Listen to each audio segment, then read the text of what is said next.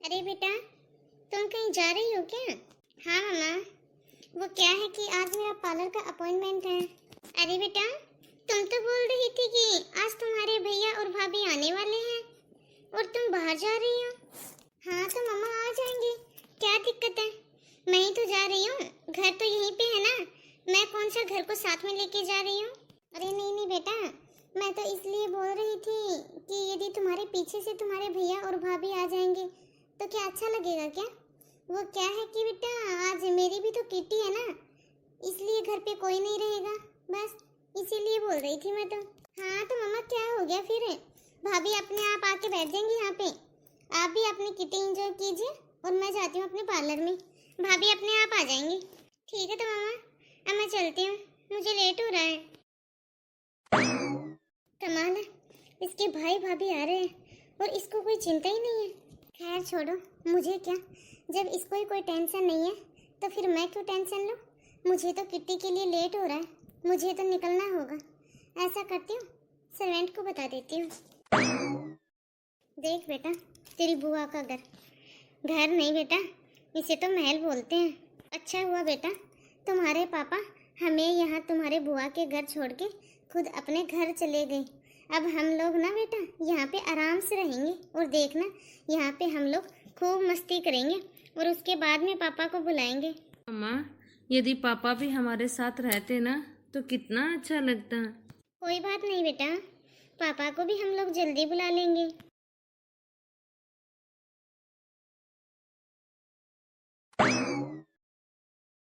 Hello दीदी, कहाँ हो आप? हम लोग घर पे पहुँच गए हैं दीदी, लेकिन घर पे तो कोई नहीं है। अरे भाभी, मुझे वो थोड़ा टाइम लगेगा। ठीक है, कोई बात नहीं दीदी, आप आ जाइए आराम से। अरे मम्मा, आपने तो कहा था कि बुआ जी के घर पे बहुत सारे नौकर चाकर लगे हैं काम करने के लिए, लेकिन मम्मी मुझे तो यहाँ पे कोई भी नहीं दिख रहा है। और मम्मी, मुझे ना बहुत जोर की भूख भी लगी है।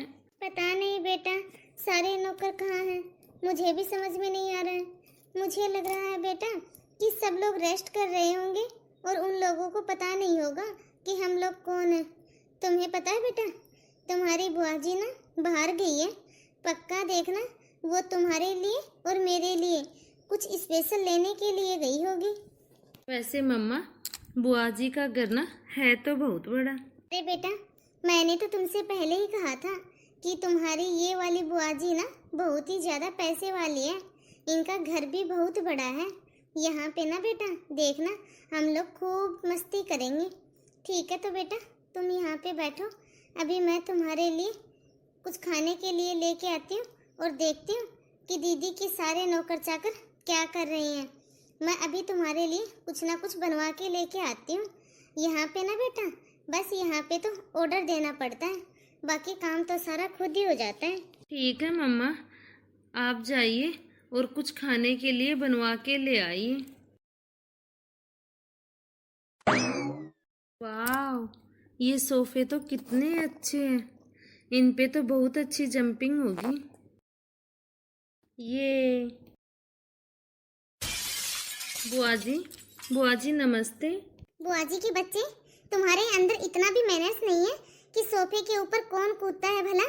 तूने अपने घर के तो सारे सोफे खराब करके रखे हैं, मेरे यहाँ के भी सोफे खराब करेगा क्या?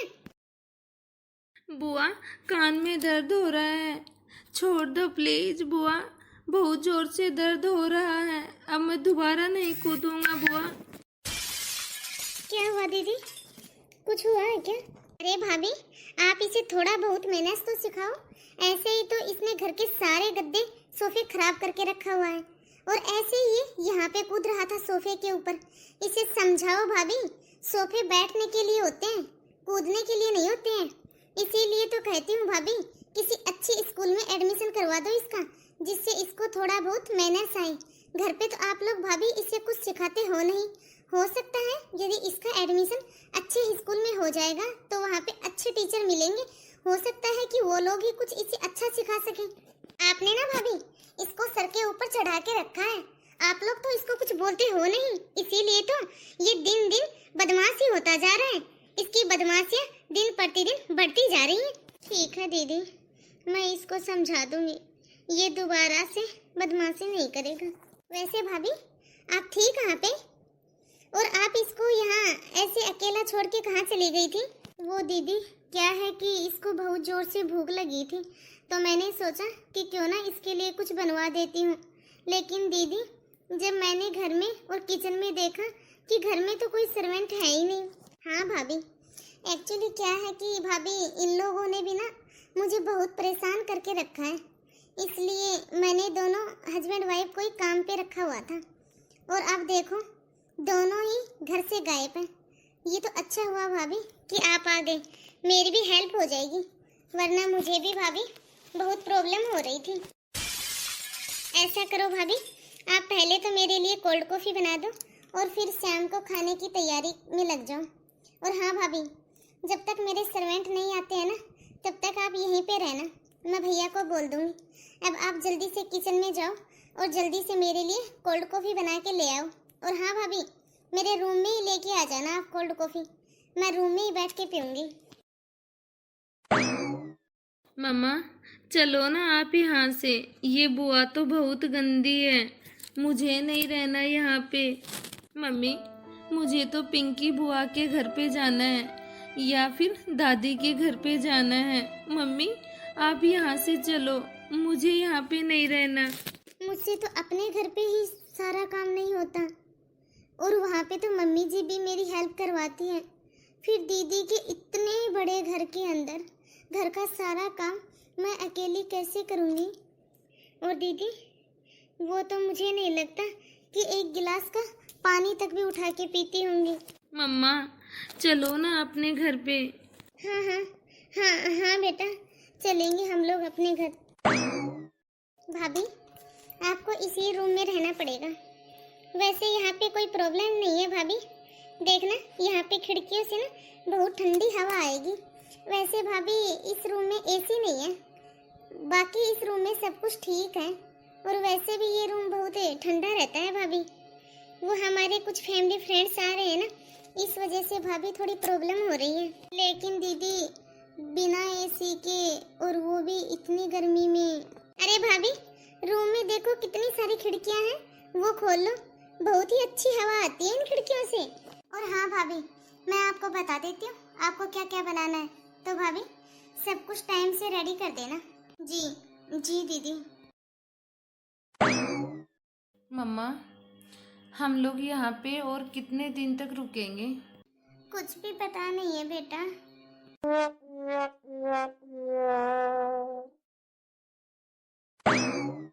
लेकिन तुमने तो कहा था कि तुम पूरी छुट्टियां वहीं पे रहने वाली हो। हाँ जी मैंने कहा तो था, लेकिन वो क्या है कि मेरी तबीयत ठीक नहीं है, मुझे डॉक्टर को दिखाना पड़ेगा। और आप तो अच्छे से जानते हो हमारे वहाँ पे जो डॉक्टर है ना, मैं तो उसी को दिखाती हूँ। आप आज ही आ जाइए प्लीज़, मेरी बहुत ज़्यादा तबीयत खराब है। आज? लेकिन आज तो बहुत मुश्किल है। अच्छा तो आप एक काम कीजिए, आप मेरे लिए कैब बुक कर दीजिए, मैं खुद ही आ जाऊँगी, क्योंकि मेरी तबीयत ना बहुत ज़्यादा खराब है। यदि तुम्हारी इतनी ही तबीयत ज्यादा खराब है ना, तो मैं अभी दीदी को फोन करता हूँ, वो तुम्हें डॉक्टर के पास लेके जाएगी। नहीं नहीं रहने दीजिए, दीदी को क्यों परेशान करना, वैसे भी दीदी के घर पे ना गेस्ट आए हुए हैं, आप ही आ जाइए ना, या फिर कैब बुक कर दीजिए। चलो कोई नहीं, मैं देखता हूँ, तुम्हें बताता हूँ अभी थोड़ी देर में। ठीक है जी।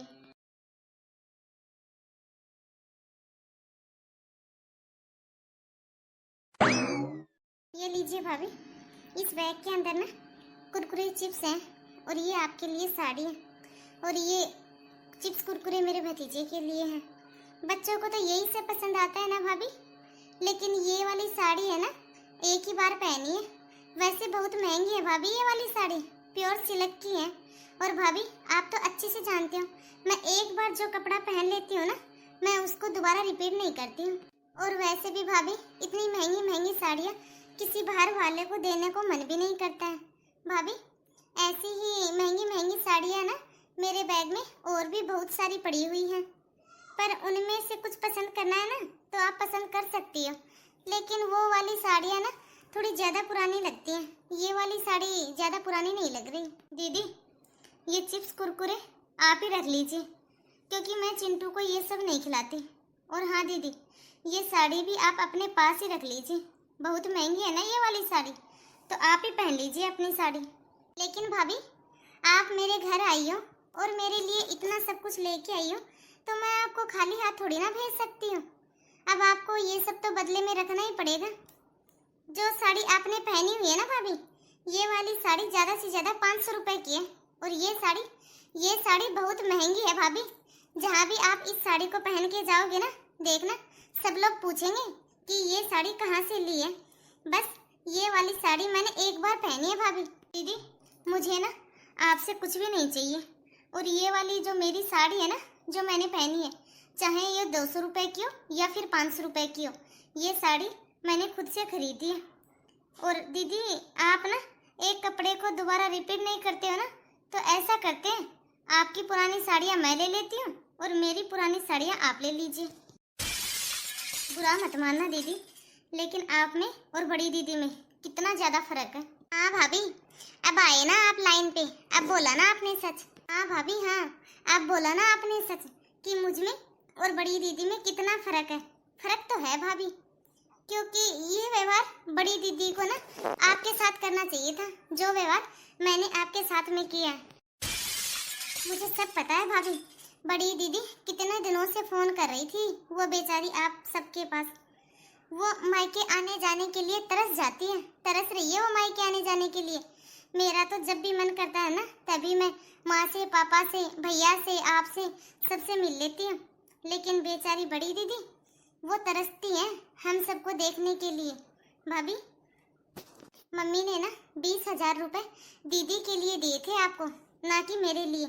आपने क्या सोचा भाभी कि आप मेरे लिए 20,000 का सामान लेके आओगे, नई नई साड़ियाँ लेके आओगे तो मैं खुश हो जाऊंगी, आपको कुछ सोना चांदी गिफ्ट करूंगी। आप मेरी इकलौती भाभी हो और मेरा एक ही भतीजा है। मेरे लिए आप सबके सामने सोने चांदी की कोई कीमत नहीं है भाभी। माँ बाबूजी के लिए ना हम दोनों बहनें एक बराबर हैं, लेकिन फर्क आपने किया है भाभी। मेरे पास इतना कुछ होते हुए भी आप मेरे लिए इतना कुछ लेके आए हो। आप खुद सोचो भाभी, दीदी को ज़्यादा ज़रूरत थी या फिर इस सब की मुझे ज़रूरत थी। मैंने आपको पुरानी साड़ियाँ दी तो आपको इतना बुरा लगा भाभी, और जो पुरानी साड़ियाँ आप बड़ी दीदी को दे के आए हो तो आप सोचो उन्हें कैसा लगा होगा। वैसे तो बड़ी दीदी की आदत ही ऐसी है, वो किसी को कुछ भी नहीं कहती। सॉरी भाभी, यदि आपको बुरा लगा हो तो। वैसे मैं आपकी इंसल्ट नहीं करना चाहती थी, मैं तो बस आपको समझाना चाहती थी कि आप क्या कर रहे हो। दो बहनों में फर्क मत करो भाभी। आपके लिए दोनों ननद एक बराबर होनी चाहिए। ननद अमीर हो या फिर गरीब हो, 2 हो या 3 हो, वो सब है तो आपके पति की बहन ही ना। सॉरी भाभी, मैंने जो किया ना उसके लिए। लेकिन भाभी, आगे से ना आप हम दोनों बहनों में कभी भी भेदभाव मत करना।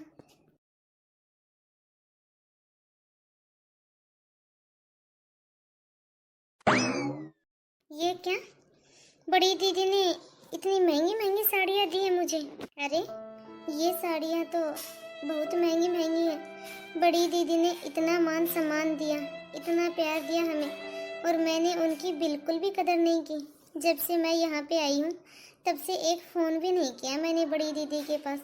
सच कहते हैं लोग, आज के समय में हर इंसान पैसों की कदर करता है, भावनाओं की नहीं।